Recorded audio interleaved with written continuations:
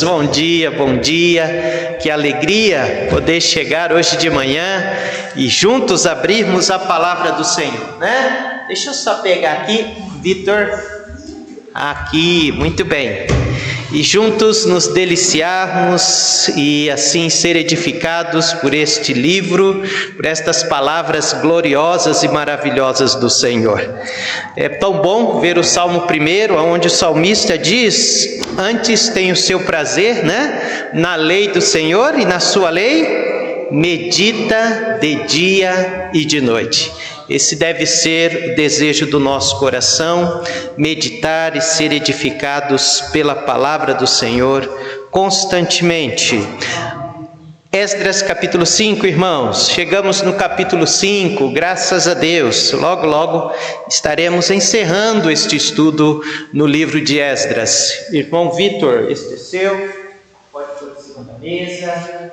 Muito bem, nós iremos ler verso 1 e verso 2 de Esdras 5, quantos acharam? Esdras capítulo 5, verso 1 e o verso 2, diz assim: e os profetas Ageu e Zacarias, filho de Ido, profetizaram aos judeus que estavam em Judá e em Jerusalém, em nome do Deus de Israel, lhes profetizaram. Então se levantaram Zorobabel, filho de Sealtiel, e Jesuá, filho de Josadaque, e começaram a edificar a casa de Deus, que está em Jerusalém, e com eles os profetas de Deus que os ajudavam. Louvado seja o Senhor. Vamos orar, meus irmãos. Pai Santo, graças te damos pela manhã tão maravilhosa que o Senhor está nos concedendo, pela semana de vitória, de bênção, ó Deus, que o Senhor nos deu. Estamos aqui com o nosso coração grato, satisfeito com a bondade, com a presença, com a vida que o Senhor tem dado a nós. Tudo o que acontece na nossa vida é devido à vontade permissiva, diretiva do Senhor na nossa vida, e assim damos toda a honra e toda a glória ao Senhor. Queremos nesta manhã ser alimentados pela Tua Palavra, ser edificado, ter a nossa vida transformada por ela, que possamos sair daqui repleto, ó Deus, das convicções daquilo que o Senhor quer e tem para a nossa vida. Abençoa os irmãos aqui presentes e os demais que estão em casa, que juntos possamos nos deliciar com a Tua Palavra. Assim oramos em nome de Jesus. Amém e amém. Podeis assentar, irmãos. Parabéns a cada pai aqui presente, irmão José Coutinho, irmão José Maria, irmão Lucas é o pai mais... recente, irmão Agenor, também os pais que estão em casa, meus parabéns, que Deus abençoe, que o Senhor nos conceda, sabedoria e graça para desempenharmos esta missão tão grandiosa e tão maravilhosa que o Senhor nos concedeu. Meus irmãos, capítulo 4, os irmãos estão lembrados? Só para nós fazermos aí uma breve lembrança. Lembra que a obra tinha iniciado em Jerusalém e de repente apareceu Bruna, adversários. Começou a aparecer povo ali da terra que vieram realmente para interditar, parar a obra de reconstrução do templo ali em Jerusalém. Mas interessante que Zorobabel e Jesuá não aceitaram a ajuda daqueles homens e eles continuaram firmes ali construindo o templo ao Senhor. Mas o fato é, meus irmãos, que a obra parou, a obra teve que parar. Infelizmente, a obra ficou 16 anos, é bastante tempo, ficou 16 anos parada ali em Jerusalém. Há algo que eu gostaria de chamar a atenção dos irmãos, aqui ainda no capítulo 4, que eu acho que é interessante os irmãos notarem. Talvez os irmãos já leram o capítulo 4 todo e não notou isso, e eu também não notava, mas agora, estudando o capítulo, nós precisamos notar esta verdade. Capítulo 4, verso 5. Capítulo 4, verso 5. Muito bem. Diz assim: e alugaram, os adversários ali, contra eles conselheiros para frustrarem o seu plano, todos os dias de Ciro, rei da Pérsia, até o reinado de Dário, rei da Pérsia. Estamos aí no lugar certo, cronologicamente. Mas, a partir do versículo 6, irmãos, até o versículo 23, esse tempo onde o escritor narra, não é o tempo onde estava acontecendo. Há aqui algo chamado digressão. O que é uma digressão? Digressão é quando há um desvio do assunto. O escritor aqui, ele está desviando o assunto. Porque tudo que ele vai narrar a partir do versículo 6 até o versículo 23 não é desta época da reconstrução do templo em Jerusalém. Note que o versículo 6, ele começa falando de Assuero. Assuero é o rei Xerxes. Rei Xerxes é da época de Esté. Note que no versículo 7 ele está falando de Ataxerxes. Ataxerxes é do tempo de Neemias. Olha o versículo 12.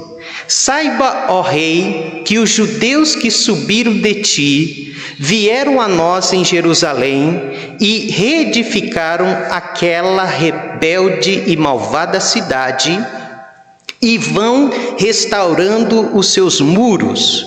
Em que época os muros estavam sendo restaurados? Na época de quem? De Neemias, não na época de Esdras. Entende? Então o que está acontecendo aqui? O que o escritor está trazendo para nós está há 35 anos à frente. E ele está trazendo este assunto para os dias do rei Assuero e do rei Ciro. Para os irmãos terem uma ideia, o que ele está comentando aqui está em 485 a.C. Nós estamos em 520 a.C. Isso dá um total de 35 anos de diferença. Mas por que, pastor, ele está fazendo essa digressão? Por quê? Cronologicamente, isso realmente o que está escrito aqui aconteceu, mas lá na frente. Cronologicamente, ele está inserindo esse incidente aqui, meus amados irmãos, nesta parte, para mostrar para os leitores e para nós que a perseguição que houve, que iniciou aqui com Zorobabel, ela continuou, ela persistiu durante todo o período, desde o rei Ciro, rei Dário, de rei Xerxes e rei Ataxerxes. Desde o tempo de Zorobabel, desde o tempo da rainha Esté, que é Xerxes, e desde o tempo de Artaxerxes, que é o tempo de Neemias. Então ele traz o que está no futuro aqui para mostrar para nós como que isso persistiu durante todo o tempo da história do povo de Israel, povo de Judá, os judeus ali, na reconstrução. Então, ele quer mostrar de que esta tensão sempre houve, sempre aconteceu, esta pressão externa. Então, versículo 4, ou melhor, versículo 5, a continuação do versículo 5, cronologicamente falando, é o versículo 24, no finalzinho do capítulo 4. Vamos ver. como eles terminam igualmente. E alugaram, capítulo 4, verso 5. E alugaram contra eles conselheiro para frustrarem o seu plano, todos os dias de Ciro, rei da Pérsia, até o reinado de Dário, rei da Pérsia. Aí começa o parêntese. O parêntese vai até verso 23. Agora note o verso 24, como diz as mesmas palavras. Então cessou a obra da casa de Deus, que estava em Jerusalém, e cessou até o ano segundo do reinado de Dário, rei da Pérsia. Então note que ele termina o versículo 5, termina igual o versículo 23. Então, parou-se a obra ali. Mas nós temos aqui duas informações importantes no verso 24. Primeiramente, de que aqueles que se levantaram, eles não somente prejudicaram a obra, mas também paralisou a obra ali em Jerusalém durante os 16 anos. E que o ano do rei Dário foi quebrado esse impasse. Ele diz aqui, isso significa 16 anos depois. Mas agora, capítulo 5, nós vamos entrar a retomada da reconstrução. Eles vão voltar a reconstruir. Mas qual foi o fator preponderante para a retomada? Qual foi o fator, amados irmãos, que influenciou Zorobabel e Jesuá? Qual foi o fator preponderante que influenciou Josué e Zorobabel para influenciá-los, para dar força para eles recomeçarem 16 anos depois? As profetas Ageu e Zacarias. Então vamos agora para o capítulo 5.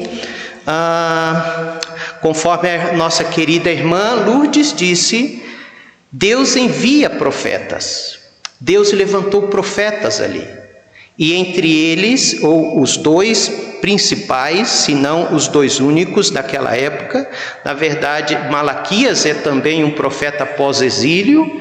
Então nós temos 3 profetas pós-exílio, que significa o quê? Profetas que profetizaram depois do exílio, certo? Quais são os 3? Ageu, Zacarias e Malaquias. Então note, irmãos, que mesmo diante da inatividade do povo, Deus não abandonou seus planos. É bom nós registrarmos isso no nosso coração. Mesmo diante da inatividade do povo durante 16 anos, o plano de Deus, Lucas, estava ali. Deus não abandona o seu plano, meus irmãos, devido à nossa inatividade. Se eles não levantassem, Deus iria levantar outros. Mas aprove o Senhor voltar a usar Zorobabel e Jesuá. Então, em 520, o Senhor levantou esses 2 profetas, Ageu e Zacarias. Por que Deus o levantou?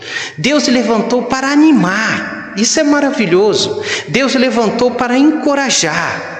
Deus levantou esses 2 homens para desafiar irmão José Coutinho, a esses líderes a continuar a reconstrução do templo, a continuar o trabalho do Senhor. Há uma característica, irmãos, entre esses 2 profetas, entre Ageu e Zacarias. Ageu, nós vamos olhar um pouco as profecias de Ageu hoje. Ageu, ele fala com clareza. Ageu não dá moleza. Ageu, ele coloca os pingos nos is. Ele é claro a sua mensagem. Uma vez que Zacarias, meus amados irmãos, ele é aquele profeta enigmático. O que é enigmático? É preciso uma interpretação para poder entender o que ele está falando. É preciso, amados irmãos, decifrar. Tanto que o profeta Zacarias traz logo de início das suas profecias 8 visões. E você precisa, mas o que ele está falando aqui? Isso é ser enigmático. Ele traz a sua mensagem que precisa ser decifrada, precisa ser interpretada. Ao passo que Ageu não. Ageu ele é direto em suas mensagens. Obviamente, esses 2 servos do Senhor eram servos fiéis, né, que perseveravam em trazer a mensagem do Senhor. Uma competência extraordinária. Vamos, Esdras 2, veja comigo o que diz. Então se levantaram, né, Zorobabel, filho de Sealtiel, após ouvir, né, eles ouviram aqui, meus amados irmãos, durante 23 dias, se nós vamos ver depois, a mensagem dos profetas. E quando eles ouvem isso, eles se levantam e começaram a edificar a casa de Deus, que está em Jerusalém, e com eles os profetas de Deus que os ajudavam. Vocês notam alguma coisa sobre esses 2 profetas? Primeiramente, eles não só profetizaram, eles não só levaram uma palavra de Deus, eles não só pregaram. A palavra de Deus diz que eles se envolveram no trabalho. Olha que maravilha! Eles estavam ali. Então era um apoio próximo dos profetas e um apoio também inspirador. Eles foram ali e colocaram a mão na obra juntamente com Zorobabel, Jesuá e os demais que estavam trabalhando, né? Então, isso é maravilhoso. Qual a lição que eu aprendo aqui que nós devemos aprender?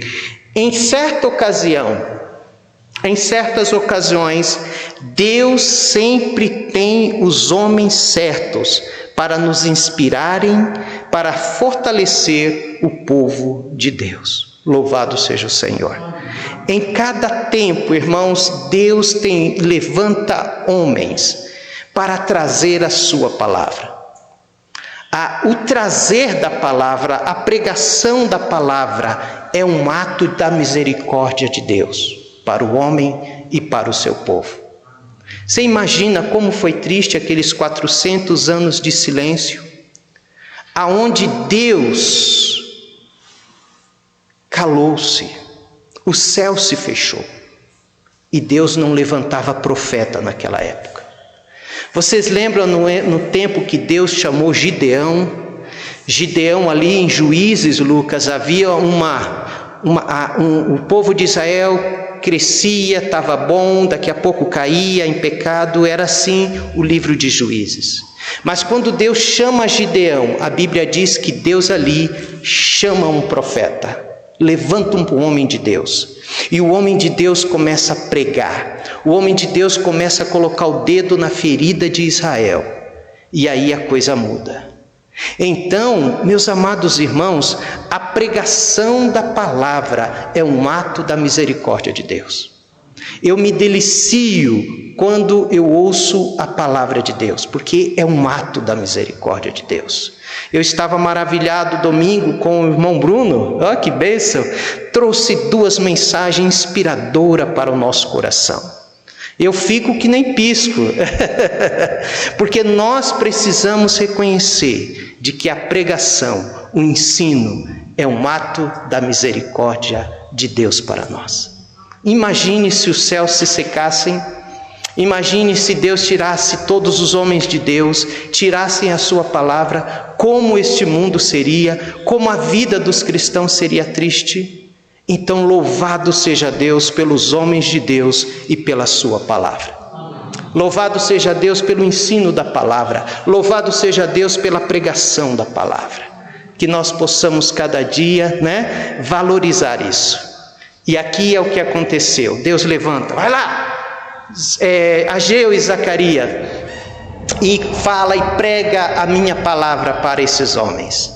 Ato da misericórdia de Deus. Amém? Qualquer irmão, fiquem à vontade, tá bom? Participar da aula. Vamos para Ageu então. Nós estamos falando da profecia de Ageu.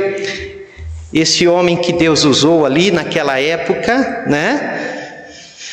E eu quero começar com o versículo 4, Ageu 1:4. Vamos lá, Ageu, achou, Bruna? Amém. Bruna hábil, né? Na palavra de Deus. Ageu 1:4. Quem gostaria de ler para nós? Quem gostaria? Tem microfone aqui? 1, 2. Lucas vai ler para nós. Lucas Fernando. Vai lá. Esses jovens. 1:4, Lucas, vai lá. Porventura, começa a minha versão aqui. Como começa a sua? Ageu 1:4. É para vós tempo de habitardes as vossas casas educadas e essas casas há de ficar desperta. Ok, então na minha versão diz: porventura é para vós tempo de habitardes nas vossas casas forradas, enquanto esta casa fica deserta? Olha só que pergunta que Ageu traz, né, para aqueles homens ali. Ele está dizendo: qual que é o mais importante? Qual é a casa mais importante? É a minha casa ou a casa de vocês? Quando ele diz que a casa de vocês está forrada, essa expressão significa algumas verdades que Deus quer passar. Primeiramente, prosperidade. Segundo, conforto. Vocês estão confortáveis. E terceiro, de que a obra da casa deles estavam terminadas. Eles haviam terminado, eles estavam vivendo em conforto. Então, isso como que ele diz aqui, porventura é tempo para isso? É tempo de vocês viverem confortadamente enquanto a minha casa está deserta?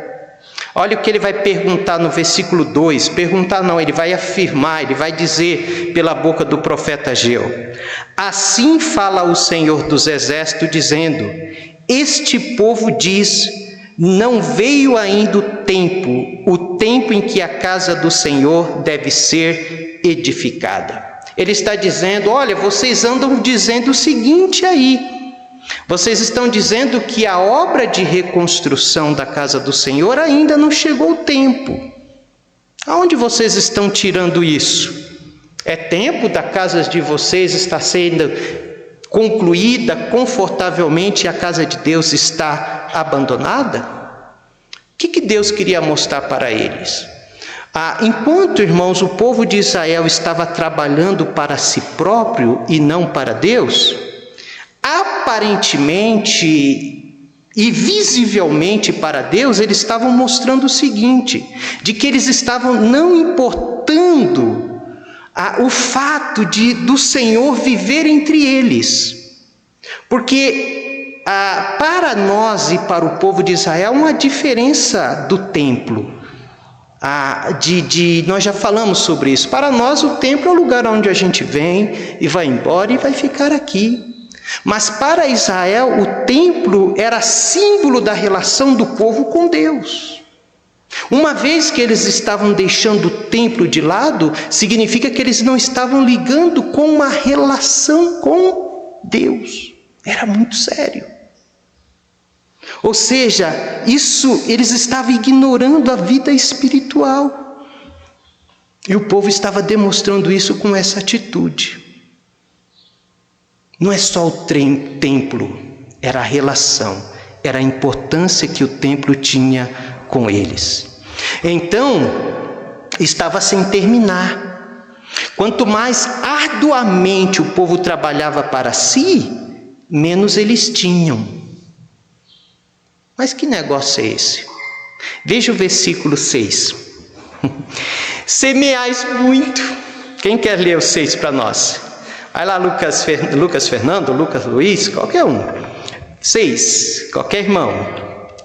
Semeai muito e recolhei pouco. Comeis, mas não vos fartais. Bebeis, mas não vos saciais.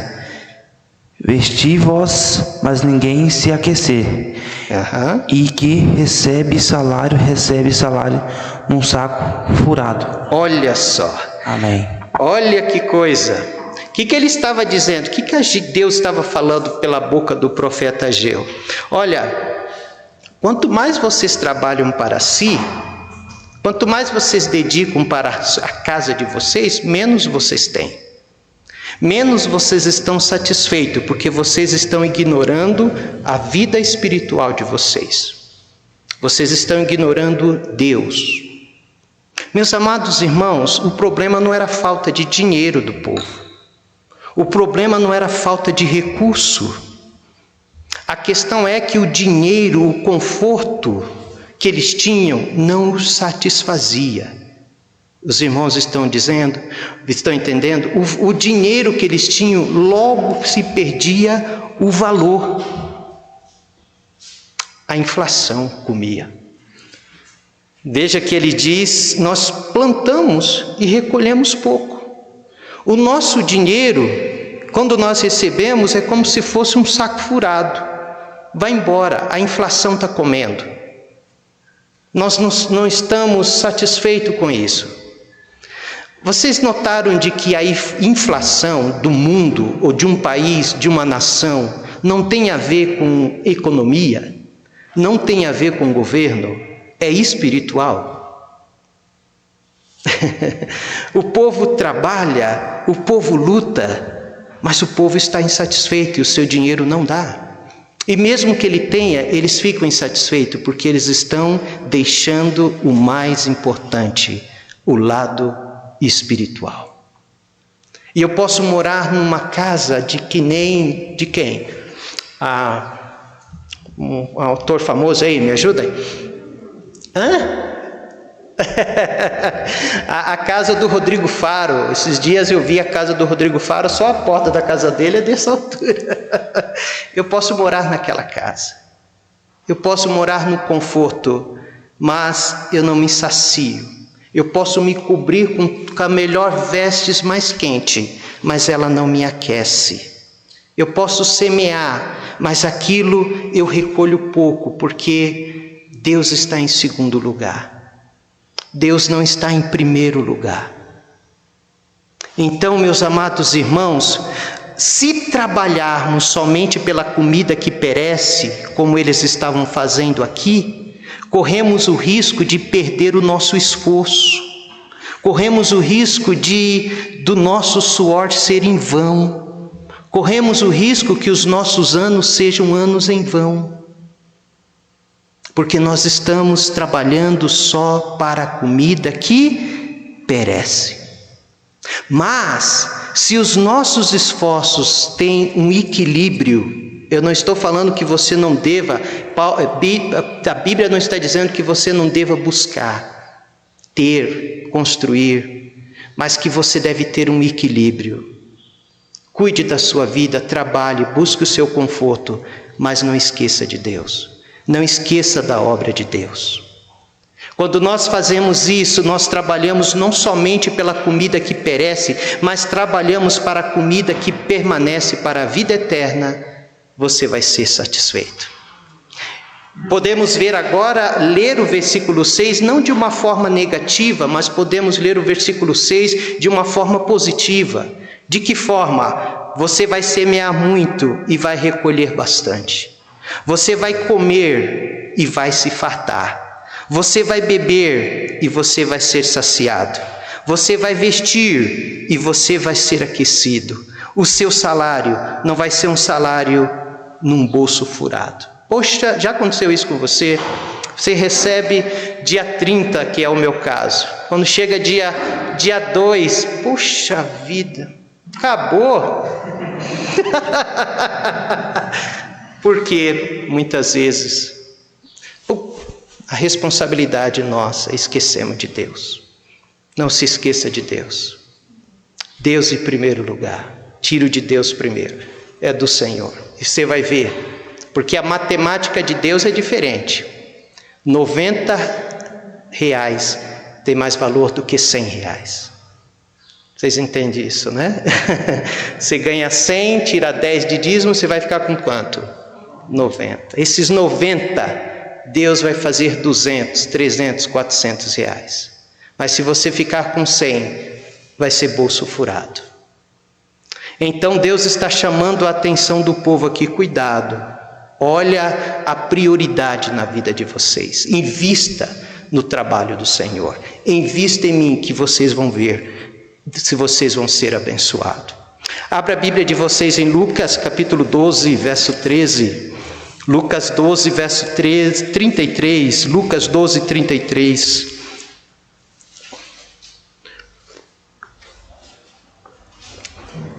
Lucas 12, 33. Lucas 12, 33 vai dizer assim, meus irmãos: vendei o que tendes e dai esmolas, fazei para vós bolsas que não se envelheçam, tesouros no céu que nunca acabe, onde não chega ladrão e a traça não rói. Faça bolsas que não se envelheçam, faça bolsa que não crie rasgo, não rasgue embaixo. Aonde você coloca, Vitor, e vai embora. E mesmo que você tenha, aquilo não se satisfaz. Mas faça sim tesouros no céu que nunca se acaba, aonde o ladrão não chega e a traça não rói. Esta é a mensagem do Senhor. Esta era a mensagem de que Ageu estava trazendo para o povo. Invista na obra do Senhor. Não se esqueça do trabalho do Senhor. Amém? Pode falar, meu irmão. Quer o microfone, Lucas? Som. Pastor, eu quero contar um testemunho que aconteceu esta semana mesmo conosco. Amém. Nós temos proposto no nosso coração devolver a Deus o que é de Deus. E esta semana nós estávamos fazendo a conta e a Sônia falou: olha, ultrapassou do limite. Mas nós fizemos o que sempre nós fazemos, devolvemos o de Deus. Eis que eu vou pagar as contas e não era aquele valor que eu tinha calculado. E exatamente sobrou um pouco mais do que nós devolvemos para Deus. Olha só. Então, é um testemunho que eu queria contar, porque na realidade, aquilo que a gente faz para Deus é abençoado. Amém. É abençoado. Amém. Então, eu queria contar esse Graças testemunho. a Deus. É isso Amém. mesmo. Amém. Eu lembro uma vez nós estávamos, como sempre, desde quando nós aprendemos a importância de investir na obra do Senhor, acabou o dinheiro. Luciana foi lavar a roupa, passa a mão no bolso da calça, opa, parece que tem alguma coisa aqui. E tinha lá um valor, né? Olha só, Deus supre de alguma forma quando nós honramos o Senhor. Nós estamos falando de área financeira aqui, mas também investimento da sua vida na obra do Senhor deve acompanhar, porque Deus não quer nosso investimento apenas financeiro, Ele quer a sua vida, né?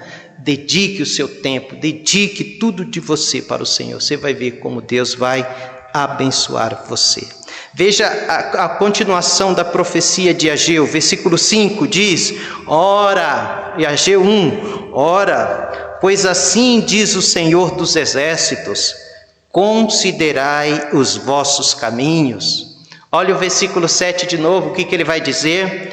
Assim diz o Senhor dos exércitos, considerai os vossos caminhos. Duas vezes no mesmo capítulo, Deus está usando o profeta Ageu para dizer para ele: olha, eles, considerai os vossos caminhos. A mão do Senhor, meus irmãos, estava sobre eles não para abençoar. E o que estava acontecendo? Eles estavam confusos. Eles não estavam compreendendo o que está acontecendo, porque a gente trabalha e as coisas não andam, porque a gente tem a melhor casa forrada e isso não nos aquece, Porque eu estou trabalhando, lutando e as coisas não andam. É isso que eles estão se perguntando. E Deus vai dizer para ele: considerai os vossos caminhos. Considerai. O que ele quer dizer com isso? Aplique o vosso coração no vosso caminho. Reflita aquilo que vocês estão fazendo. Isso é considerar o seu caminho. É considerar a sua vida. O que eu estou fazendo? Essa semana eu tive uma surpresa. Eu tenho mandado muito convite, o Lucas sabe disso, para amigos meus antigos no Facebook, irmã Sione, lá de Tariri, Pará. E de repente essa pessoa não conhecia. De repente ele mandou uma pergunta no Facebook: você é da igreja? Sim, eu sou da igreja. E ele disse assim: é porque eu estou passando um tempo difícil com a minha esposa.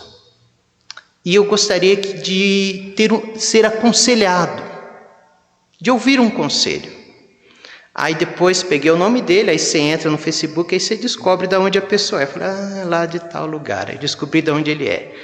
Aí ia mandar uma mensagem, não. Aí eu peguei e mandei um áudio para ele. Falei: ô fulano, muito obrigado por ter entrado em contato, eu estou aqui para ser bênção na sua vida, para te ajudar.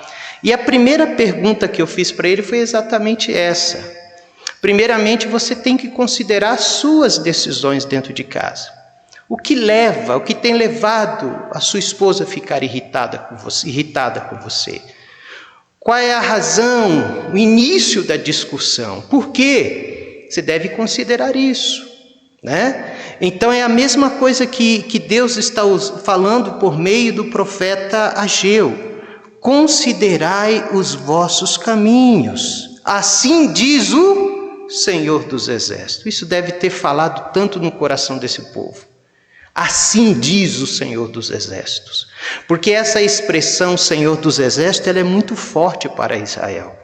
Essa expressão para Israel, o Senhor dos Exércitos, significa o comandante supremo do povo escolhido de Deus. Ele é o Senhor dos Exércitos.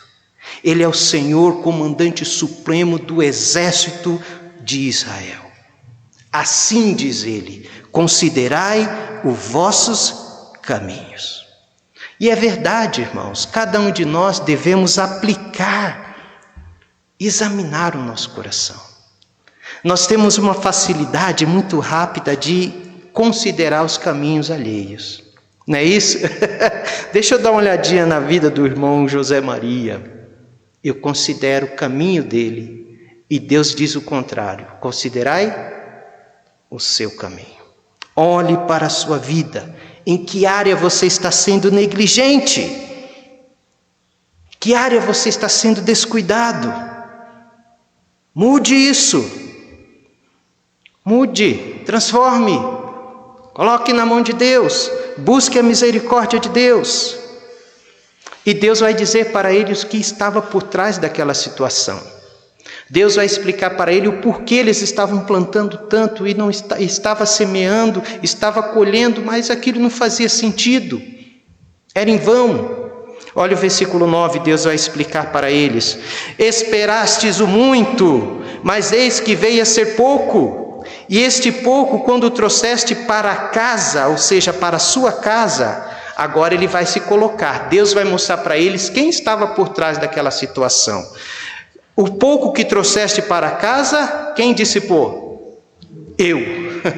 Ele vai dizer: o negócio não é vocês. O que está acontecendo com vocês não tem nada a ver com a inflação, com o problema que está tendo aí em Israel. É comigo, eu dissipei. Continuando, eu dissipei com sopro. Por que causa? Aí ele vai dizer novamente: disse o Senhor dos Exércitos, por causa da minha casa que está deserta, enquanto cada um de vós corre à sua própria casa. Por isso, retém os céus. E quem está no céu? Deus. Ele diz: então eu estou retendo o céu sobre vós, o orvalho e a terra retém os frutos. Ao versículo 11: e mandei vir, eu que mandei seca sobre a terra, sobre os montes, sobre o trigo, sobre o mosto, sobre o azeite, sobre o que a terra produz, como também sobre os homens, e sobre o gado, e sobre todo o trabalho das vossas mãos. Ele está dizendo, eu estou por trás disso. É eu que estou aqui. Que grande lição, meus irmãos. É eu. Veja o versículo 8, ele vai falar o que ele deseja. Ele vai dizer, subi ao monte, vamos, vai para o monte, e trazei madeira, e edificai agora a casa. Ele está falando da casa do Senhor. E dela me agradarei, e serei glorificado, diz o Senhor. Quando ele diz, vá para o monte e trazei madeira, ele está dizendo, eu em primeiro lugar sempre. Quando ele diz, e dela me agradarei, nós devemos sempre lembrar, o Senhor deve ser agradado sempre. Terceiro, ele diz, e eu serei glorificado. Ele deve ser glorificado sempre. Lembre-se disso. Deus em primeiro lugar. Aquilo que eu estou fazendo é do agrado de Deus? Acho que não. Então, para. Isso glorifica Deus ou glorifica? Então, continue. Então, ele mostra para ele o que eles devem fazer. Suba para o monte, coloque eu em primeiro lugar. E eu vou me agradar. E eu serei glorificado. Amém, meus irmãos? Então, nós vemos a profecia de Ageu aqui. Como Ageu foi forte com eles, mostrando para eles o que estava acontecendo. Aí vem a segunda lição para nós hoje de manhã. Então, a primeira lição, líderes corajosos para construir. A primeira lição, a profecia do profeta Ageu, já falamos. E a segunda, aqui, volta lá, liderança responde à voz de Deus. Porque o fato, o mais importante, é óbvio, ouvir a palavra de Deus é importante. Ter profetas, ter a palavra de Deus sendo aberta é importantíssimo. Mas o mais importante é a resposta que damos à palavra de Deus. Porque Deus, a palavra não foi feita apenas para nos informar. A palavra foi feita para nos transformar, para nos mudar, para mexer na nossa vida.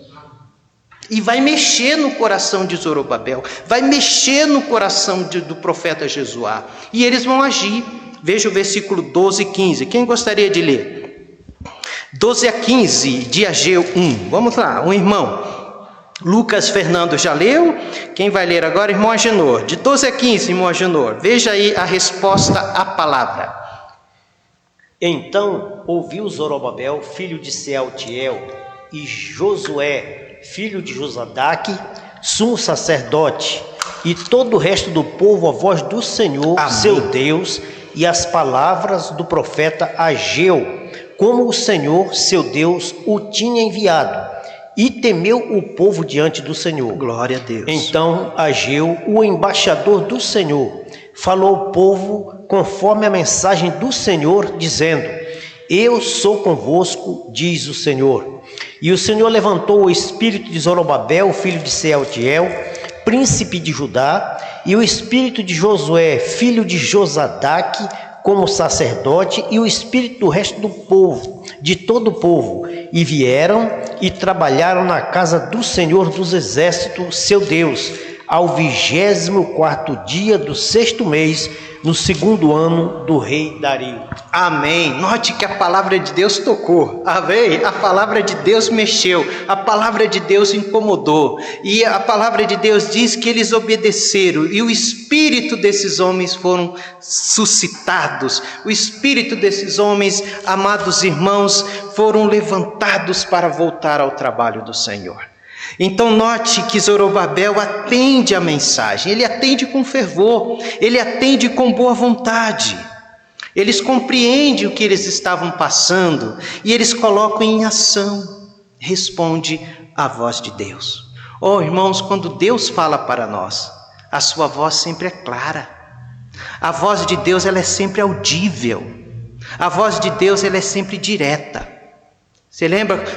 Tem pessoas que vêm ao culto e dizem: poxa, Deus não falou comigo, mas tem outra que diz: puxa, como eu fui abençoado, como Deus falou ao meu coração, né? Então, quando Deus quer falar, você vai ouvir. Quando Deus, e sempre Ele quer falar, e você vai ouvir claramente a voz de Deus. Vai ser audível, você vai entender: isso é para mim. Isso é para mim. A Luciana, né, teve uma experiência esses dias. Ela estava numa situação e ela gosta de ouvir algumas mensagens e de repente, né, e o pastor que estava pregando diz: você, Luciana. Não estava falando para ela diretamente, mas para uma moça que estava ali que chamava Luciana. E Deus falou: é você. Você também é a Luciana. E ali Deus falou no coração.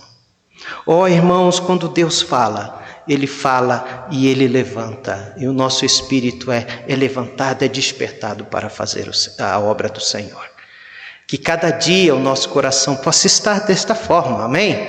Prontos para ouvir a palavra de Deus. Ele tem falado ao nosso coração. Ele tem falado de forma extraordinária. E agora a gente pode voltar para Esdras. Por quê? Porque é o que irá acontecer lá. É o mesmo versículo que o irmão Agenor acabou de ler, é o que vai estar lá em Esdras 5. Esdras 5:2, olha lá. Ó. Então se levantou Zorobabel, filho de Sealtiel, e Jesuá, filho de Josadaque, e começaram a edificar a casa de Deus que está em Jerusalém. E com eles os profetas de Deus os ajudavam. É a mesma coisa que está lá em Ageu. Então, irmãos, para concluir, nosso horário já está indo, nós devemos ouvir com diligência a palavra do Senhor e prontidão. O Senhor tem feito convites para nós, que nós possamos responder ativamente, né, prontamente, os convites do Senhor. Sempre vai haver obstáculo para realizar a obra do Senhor. Sempre vai haver perseguição, luta. Mas esses obstáculos devem ser vencidos. Os desânimos devem ser vencidos. E a palavra de Deus é aquela que nos ajuda a vencer os obstáculos e os desânimos. Imagine como Josué e Zorobabel estavam 16 anos. E agora a palavra de Deus trouxe coragem. Agora a palavra de Deus trouxe determinação para estes homens. Que assim seja todas as vezes que nós abrirmos a palavra de Deus. Que Ele mexa no nosso coração, amém? E venha trazer uma obra, trazendo no nosso coração coragem, trazendo no nosso coração determinação, força para vencer, Lucas, força para continuarmos a trabalhar, a servir, a nos dedicarmos ao Senhor nosso Deus. Que Deus nos abençoe. Vamos orar, fiquemos em pé. Semana que vem nós vamos ver que Paulo estava preocupado com Timóteo e ele vai dizer estas mesmas palavras para Timóteo. Ele vai falar para Timóteo: olha, Timóteo, fica firme aí, não desanime não desanime. Soberano e eterno Deus, muito obrigado porque o Senhor sempre fala ao nosso coração e mais uma vez o Senhor falou hoje de manhã.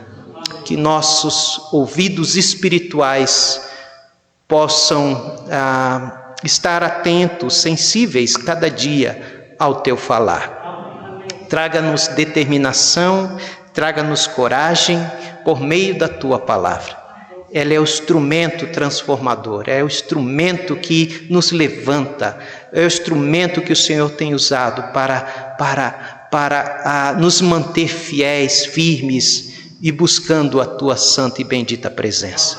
Pai, hoje nós aprendemos sobre a prioridade que o Senhor e a Tua obra devem ter.